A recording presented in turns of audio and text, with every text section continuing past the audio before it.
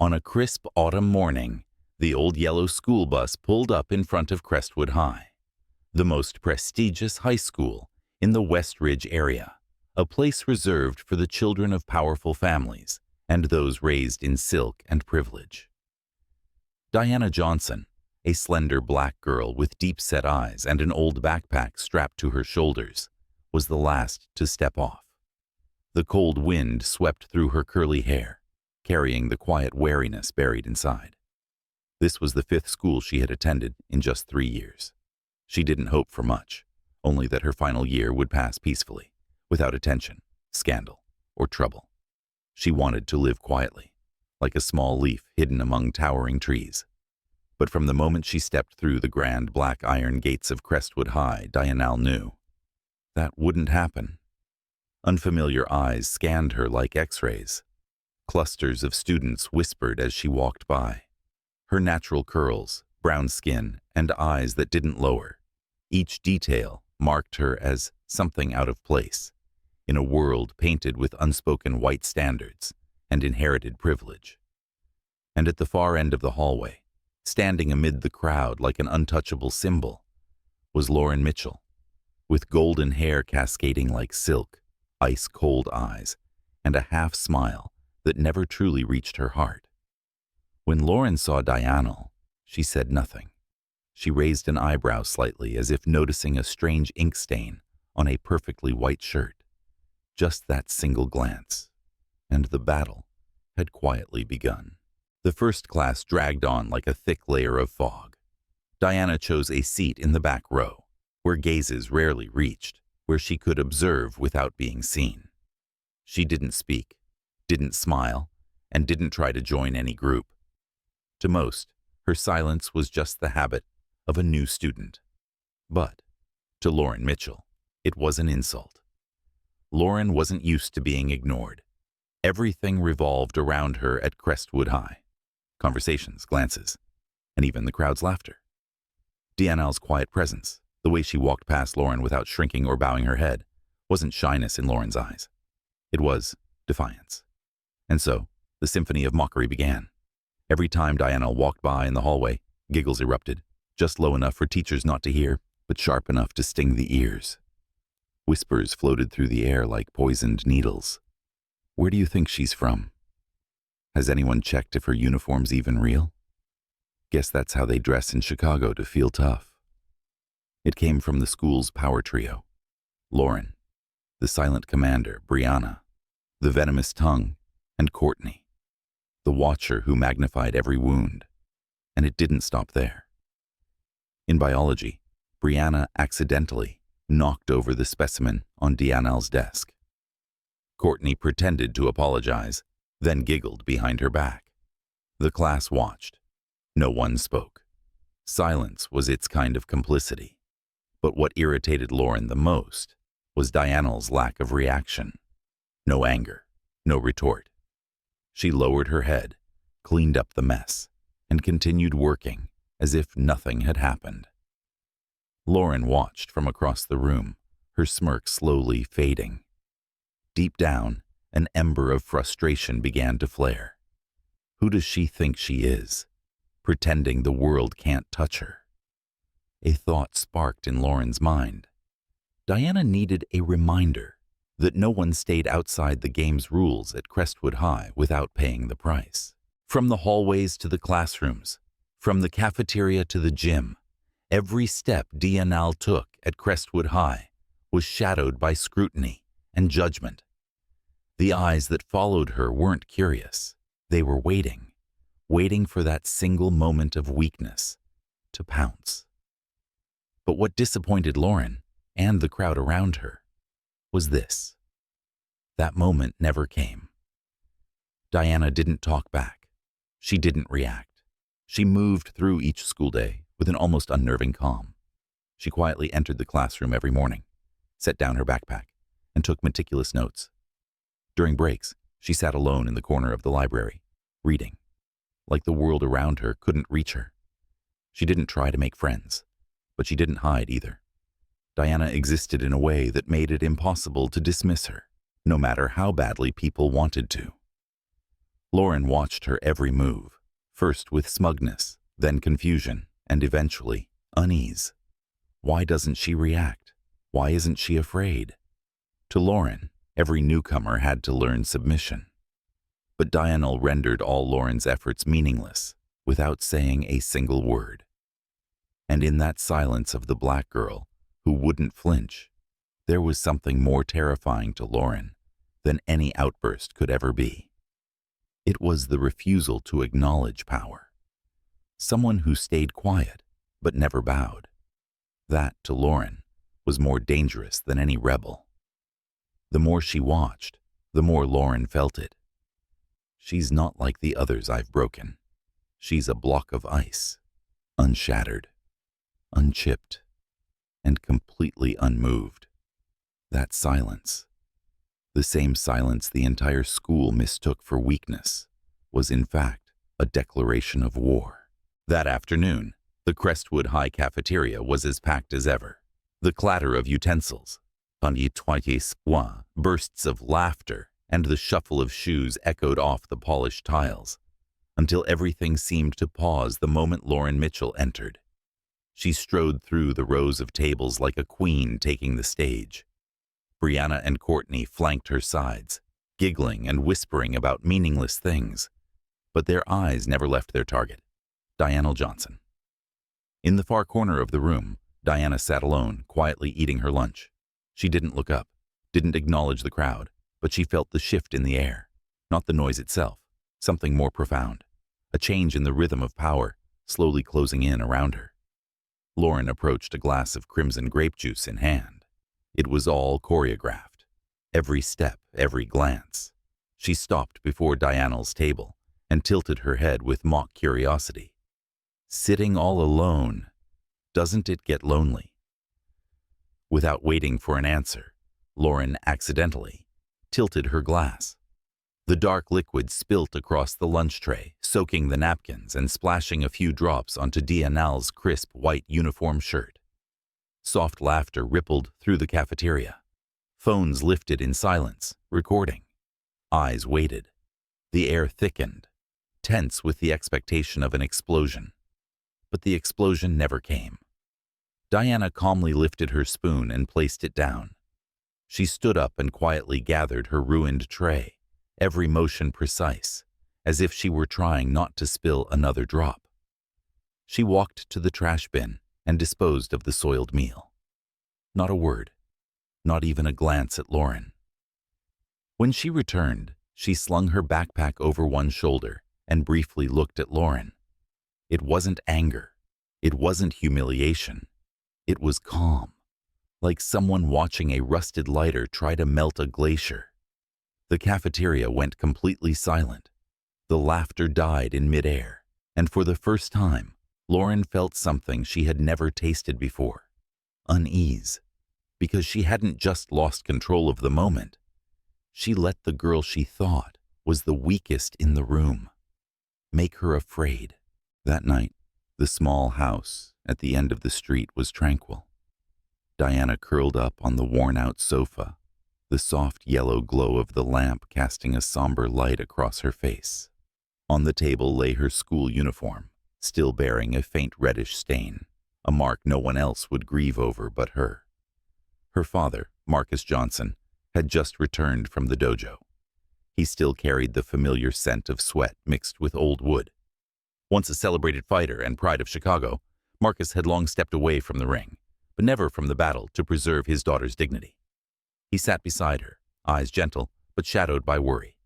"Something happens at school?" Diana remained silent for a long while, then nodded slightly. "They think I'm weak, because I stay silent." Marcus didn't speak. He just looked into her eyes, listening as if her breaths carried the weight of her conflict. "I'm afraid. If one day I lose control, like before, it'll happen again." That sentence made Marcus pause. The old memory returned.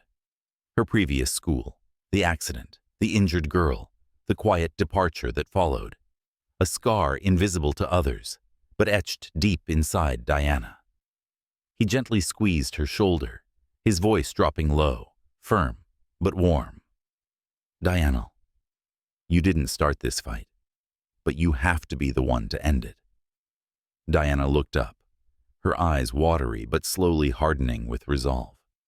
Marcus continued, "The martial arts I taught you weren't to cause pain.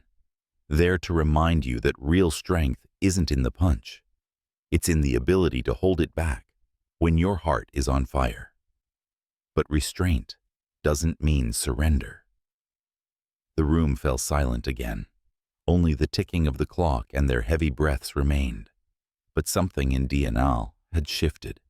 Not anger, not hatred, but a new kind of will. Forged from old pain, tempered by self-respect. That night, she walked to her room without turning on the light, but her eyes were brighter than ever, and somewhere in her heart, a flame had been lit. The next morning, the hallways of Crestwood High buzzed with footsteps and laughter as usual. But for Dianal, the air had changed.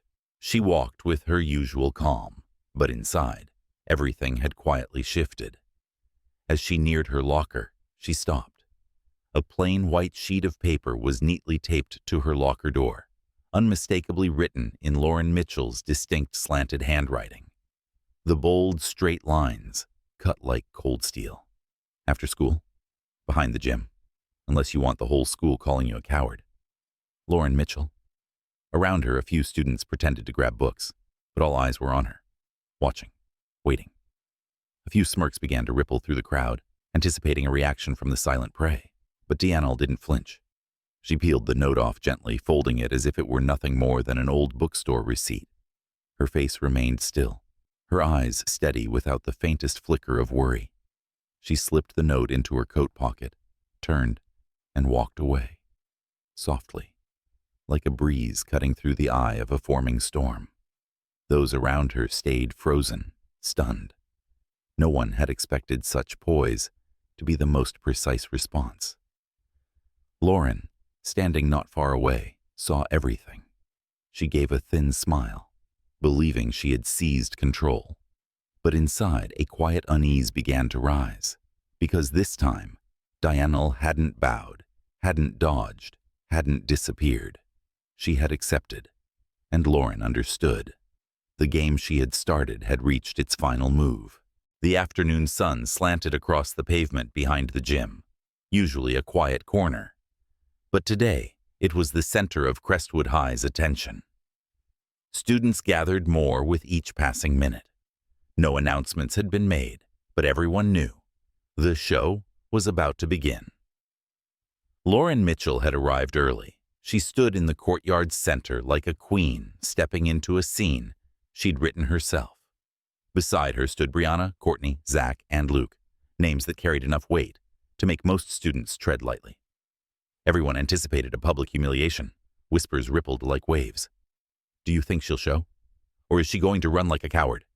Questions surged through the crowd, hungry for drama. And then, footsteps echoed against the concrete. Dianal Johnson appeared. Not hurried, not trembling, only a chilling, calculated calm. She wore her backpack slung over one shoulder, eyes locked forward. Each step she took parted the crowd of students in a hushed, reverent silence. Every eye turned to her. Lauren smirked and stepped forward, her voice loud and theatrical, meant for all to hear. Well, look who showed up.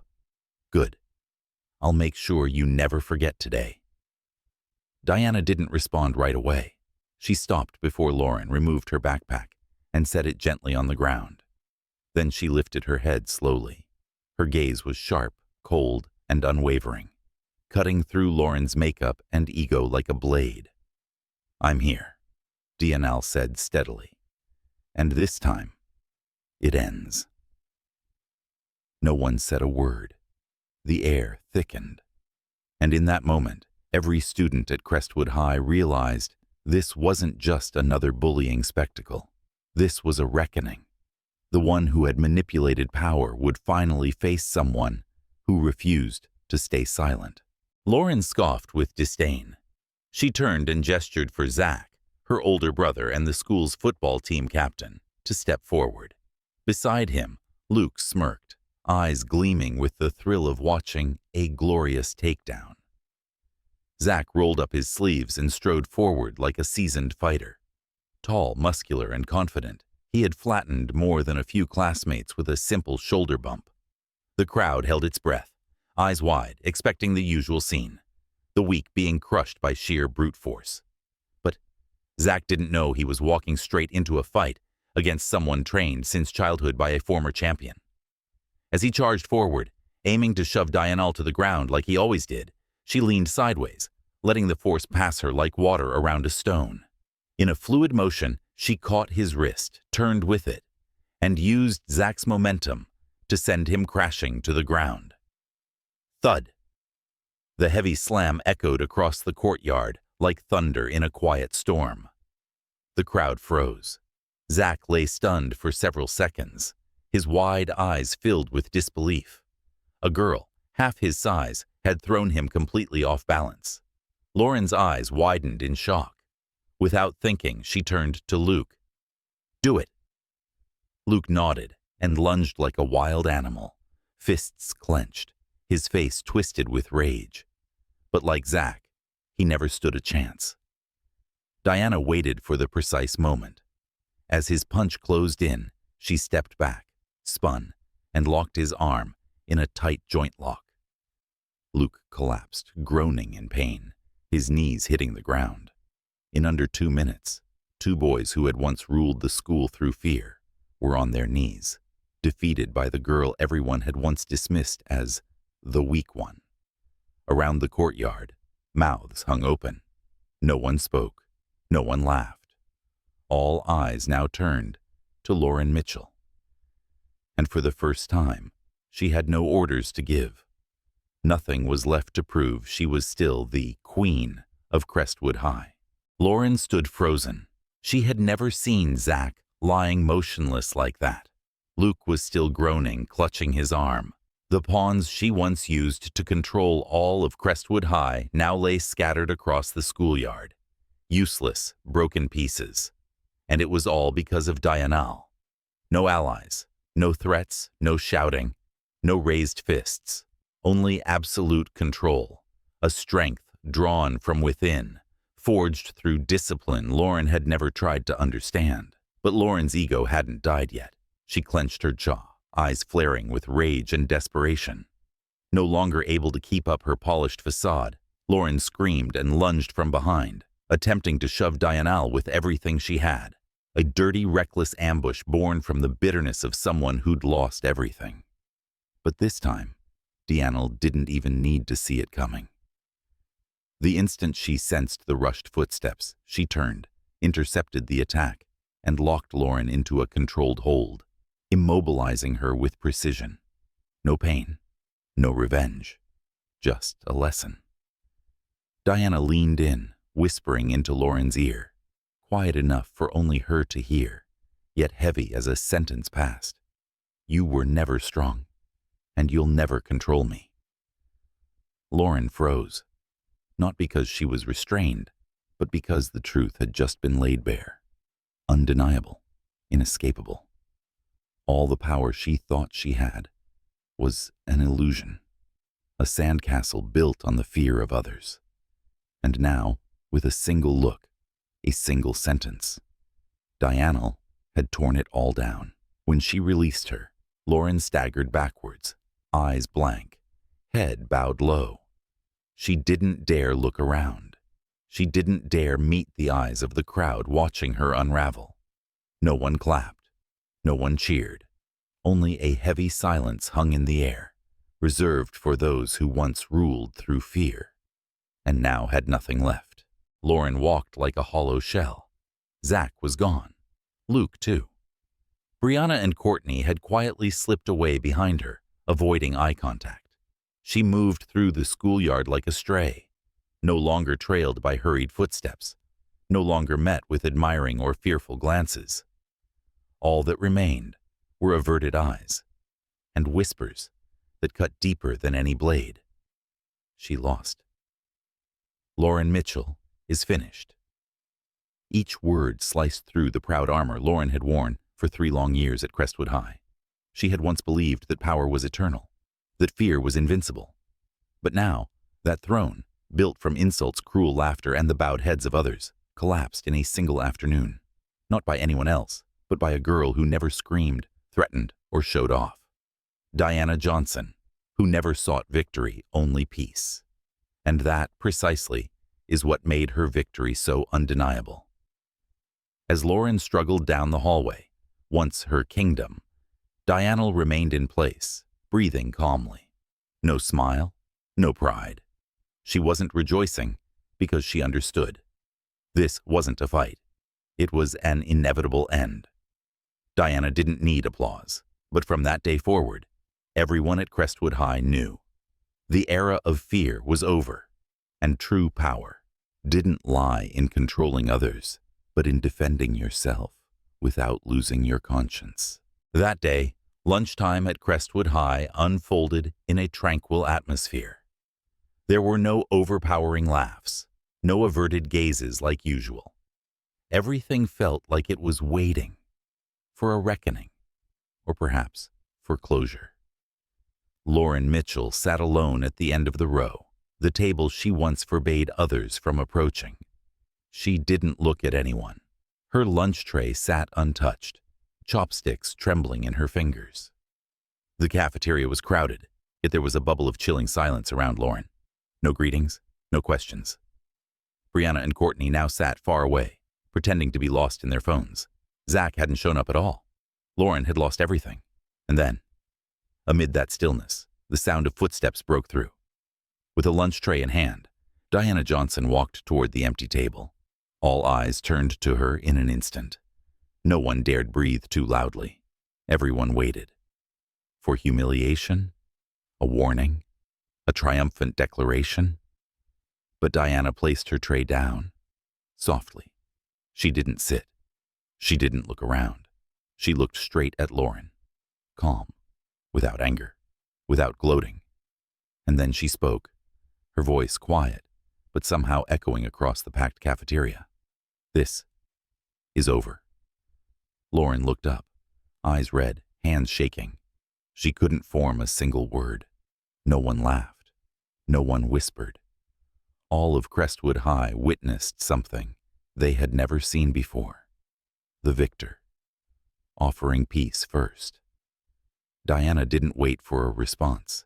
She turned and walked away, leaving Lauren with the only choice that mattered now: to carry her bitterness or to let it go and begin again.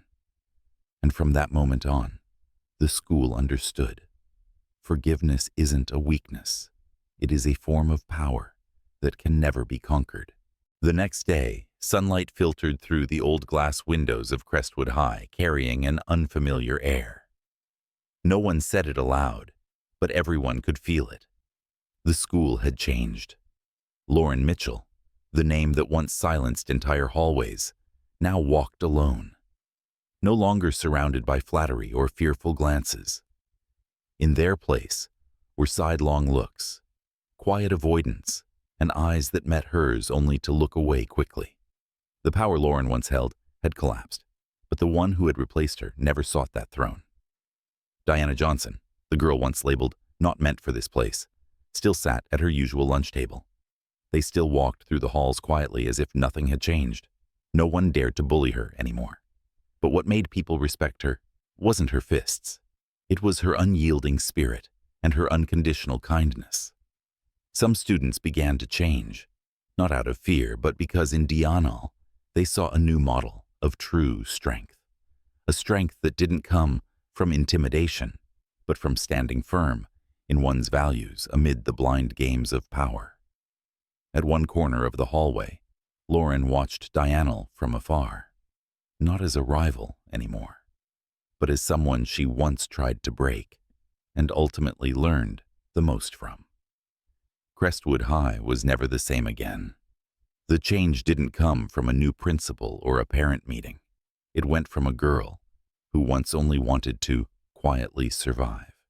And in that very silence, Dianal taught an entire school how to stand tall, forgive, and exist without ever losing oneself. She never needed a crown. She never asked to be celebrated, but she left behind a legacy. A generation of students who learned the difference between fear and respect, between false strength and real courage.